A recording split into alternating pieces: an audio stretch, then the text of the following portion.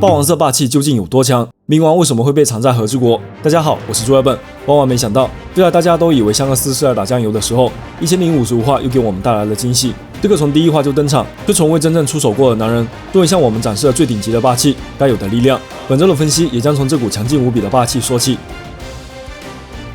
1055话又是战力党的一次狂欢，四皇和大将的间接交手，看点十足。海贼王世界中一直存在着两条并行的战力提升路线，一条是恶魔果实能力，通过对果实能力的不断开发，直至觉醒境界，得到超越常人的恐怖力量；另一条是霸气，能够化身无形铠甲，给予对手真实伤害的武装色霸气，能够察觉各种气息，甚至预见未来的见闻色霸气，以及号称王者之日、万中无一的霸王色霸气。一直以来，霸气被视为平衡恶魔果实能力的一种力量，但他们之间孰强孰弱并没有定论。这种势均力敌的情况，到了和之国篇末尾开始有了一些变化。1047话，可老师曾经一边暴打尼卡路飞，一边喊出名台词：“唯有霸气才能凌驾于一切之上”，并以前任海贼王戈尔迪罗杰作为例子，指出光靠恶魔果实能力并不能称霸世界。罗杰并不是能力者，但照样可以登上巅峰。言下之意，霸气的定位还要在恶魔果实能力之上。在龟岛决战中，武田似乎有意通过一些细节来刻画这两股力量之间的地位。例如，当基德提议让罗用手术果实的力量将四皇中的一人转移走时，罗就表示做不到，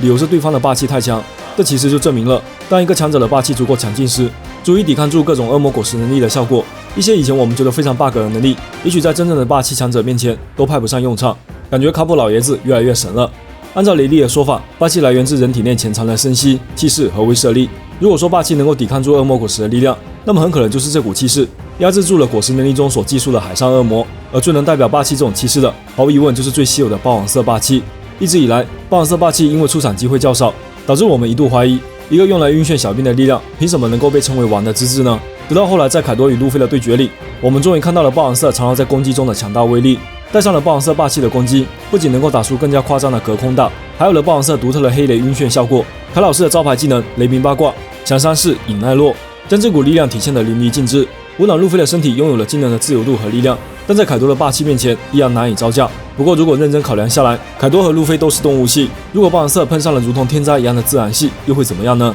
于是绿牛大摇大摆地出现了，一个绝佳的试金石。在上一话中，绿牛刚刚变成树人，就结结实实地挨了大河一棒。大河的威力虽然比不上凯多，但同样是常人的霸王色的攻击，这股力量能够真正伤到绿牛。到了1055话，轮到香克斯出手了。当绿牛2度变成树人，准备把桃子穿成肉串的瞬间，香克斯从近海释放霸王色霸气。第一个分镜里，这股霸气的范围从大海直逼和之国藤山，几乎覆盖了和之国主要陆地，可以说整个和之国都在攻击范围中。但是从后面几个分镜来看，受到这股霸气影响的其实只有绿牛，说明即使是在超远距离外，香克斯一样有着极为强大的控制力，能够区分目标。他的见闻色同样很强，这不禁让人想起当时在顶上战争，老爹白胡子曾经想要阻止艾斯的第二次处刑，最后因为体力不支无法实现，而是靠路飞突然爆发的霸王色挽救危局。作为霸王色，也许原本就拥有超远距离攻击能力，只不过目前唯有香克斯达到了这种境界。下一个镜头，我们看到绿牛身边的植物就好像突然退缩了一样，不断从他身上退去。绿牛原本是树人形态，香克斯刚刚释放霸王色，就把它变回了人形。同时，绿牛身上还出现了类似麻痹一样的效果，一时间无法动弹，就如同能力被压制住了一样。这应该就是霸王色另一种潜在的力量，能够抑制住恶魔果实能力的使用。如果说武装色能够抓住自然系能力者的实体，那么霸王色就是更进一步，直接限制了能力者的元素化。可想而知，当能力者遇到这样的霸气，从一开始就落于下风。从绿牛的反应来看，这么强大的霸王色霸气并不是每个人都有，所以他一下子就想到了香克斯和红发海贼团，也暗示绿牛曾经见识过香克斯那股霸道无比的气势。这股力量之强，甚至连红发海贼团的一些新人都无法抵御。至于霸王色到底能不能传递声音，其实漫画里面也给出了答案。上一话里，红发海贼团就在近海看到了某个身影闯入和之国，随后和之国上就爆发了战斗。香克斯应该已经察觉到了对方的身份，称呼里用的是海军，他应该并不知道对手的具体身份，但是这股霸王色霸气已经足够起到震慑的效果。绿牛也识趣的放弃了行动，生生果实的能力一旦解除，威胁程度也就降低了。香克斯察觉到对方放弃了行动，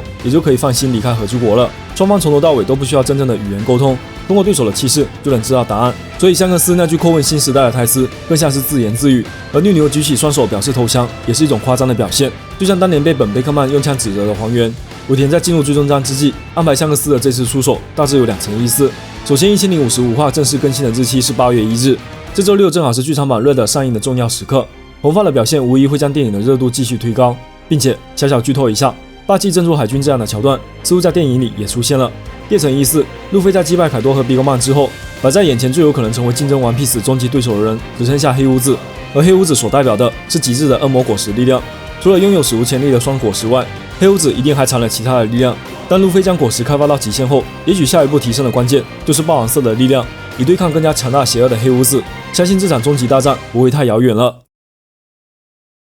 1055话香克斯的霸王色震惊四座，风头盖过了古代和之国的秘密以及冥王的线索。其实主线剧情在不知不觉中又往前迈了一大步。通往拉夫德鲁的关键是集齐4块路标历史正文。同盟一伙来到和之国前已经获得了2块，而第3块就藏在和之国某处。之前鬼岛决战后就一直留有悬念，凯多究竟把路标藏到哪里去了？之前999话的时候，大妈听到凯多准备把鬼岛移到花之都，还十分担心路标的下落，被凯多骂了2句。现在真相大白，原来凯多早就知道路标藏在和之国海底，所以即便把将军府毁灭也无所谓。寿喜烧说自己并没有把密道告诉大蛇和凯多，漫画中几处细节也证实了这一点。木戒指房间的地板是被强行打开的，入口是隐藏的，密道的台阶都发霉了，也说明很久没有人来过这里。值得一提的是，这里罗宾走下台阶的分镜与202话进入阿拉巴斯坦地下战机店时的画面非常相似，算是一个小小的呼应，因为底下都藏着冥王的秘密。通过寿喜烧的介绍，尾田其实想要强调，凯多是通过鱼人潜水的方式找到历史正文，杰克就是关键人物。他是一名暗代10班鱼人，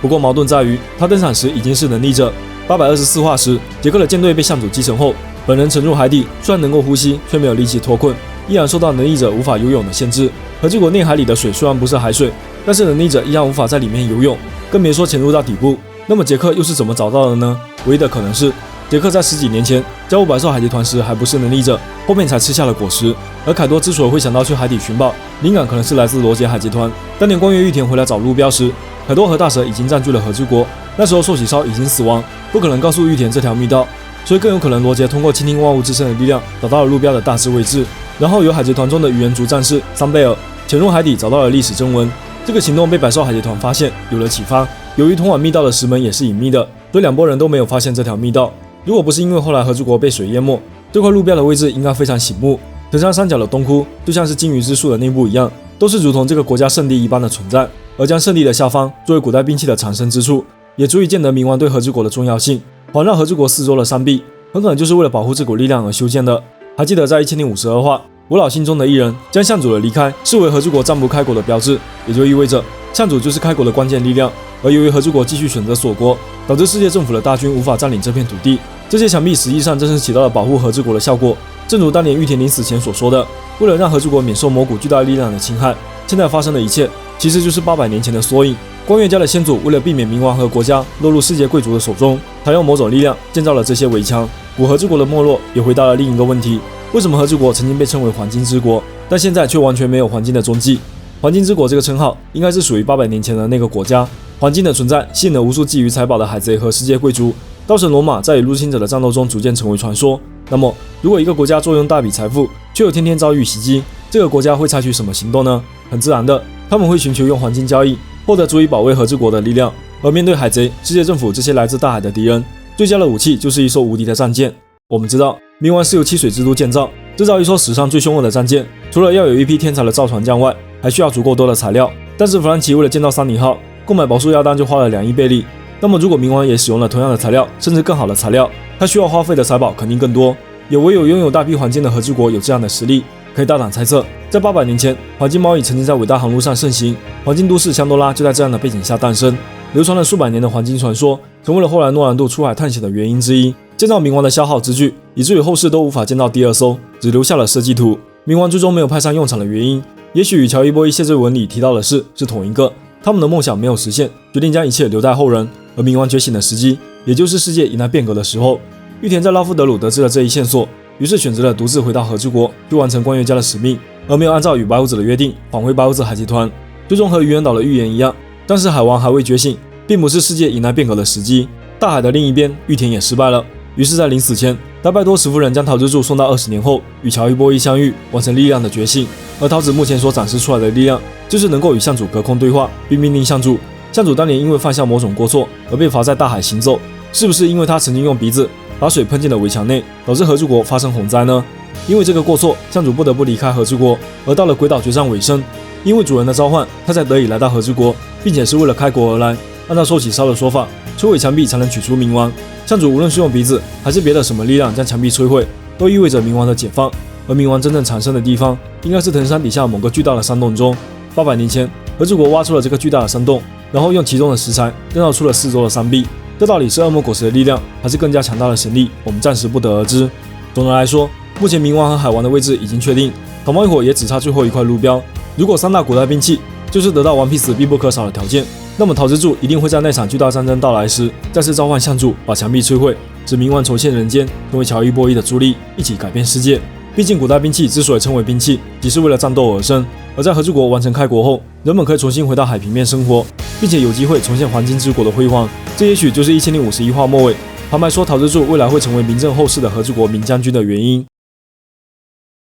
尾田这次没有骗人，恢复更新后的海贼王果然加速冲向了最终章。这短短2话，我们见识了海军大将从走上巅峰到跌落神坛，知道了圣地玛丽乔亚事件的真相以及萨博的安危，见证了冥王和古代和之国的秘密，看到了红发香克斯强劲无比的实力，标准的承上启下的节奏。接下来和之国留给我们的悬念已经不多了，我们姑且来回顾一下。首先是百兽海贼团的最终去向，绿牛被吓跑后，更早之前被捕获了镜和奎因，是会因此得救，还是被绿牛带走，成为一个看点。自从凯多和大妈随着火山爆发下落不明后，百兽海贼团和比格曼海贼团的行动就成为了谜团。作为未来最终将参与世界大战的2股势力，从主观上来说，希望他们可以重振旗鼓；从客观上说，尾田并没有明确交代2名老四皇的下场，那么大概率他们还会再出现的。只不过和之国的争夺已经告一段落，接下来的故事应该发生在去往拉夫德鲁的路上了。接着是草帽一伙和大和的出航。在3名船长的悬赏金公布后，佐龙、山治等其他船员的悬赏一直没有公布，这些数字藏到现在也是把大家憋坏了。和之国出海后，也许会有类似之前的亲友团巡礼，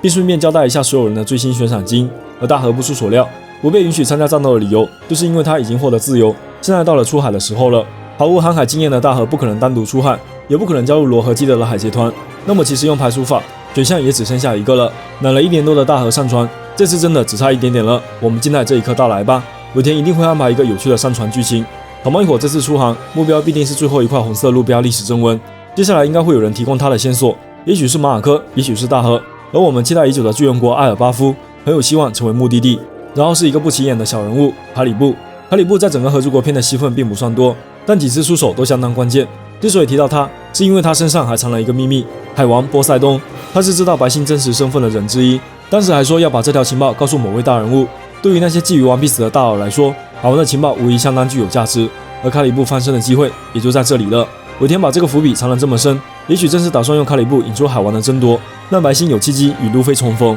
以上就是本期海贼王1055话的细节伏笔分析啦。不知道你对即将到来的最终章有何猜想？欢迎在评论区和大家分享你的看法。我是朱亚本，下期见啦！